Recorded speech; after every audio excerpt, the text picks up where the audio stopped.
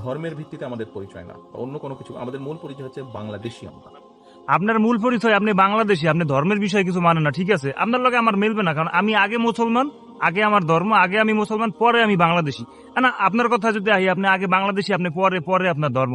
আপনার তো মেয়ে বাংলাদেশের আইডি কার্ডই নেই, আপনি কিসের বাংলাদেশী? আপনার পাসপোর্ট হয়েছে, আপনি আপনি হচ্ছেন ভিনদেশী, আপনার পাসপোর্ট হয়েছে গিয়ে লন্ডনের, তো আপনি কিসের বাংলাদেশী হইলেন? কলা খাওয়ান মানুষকে, কি মুলা মুলা জুলাই দিয়ে মুলা বুঝান মানুষের? ভুগি যুগি নয় ছয় যেমন চাই কইরে কইরে গেলেন বাংলাদেশের মানুষের লগে। আমি আমি মুসলমান, আমার ধর্ম কি ধর্মের ভিত্তিতে আমার আগে পরিচয় না, আগে পরিচয় আমি বাংলাদেশী। তাহলে দাদা আপনি নিজে তো বাংলাদেশী না, আপনি তো এনআইডিকেটই নেই বাংলাদেশের। কথা খালি বড় বড় একটা মূল্যায়ন কইলেই হইলো।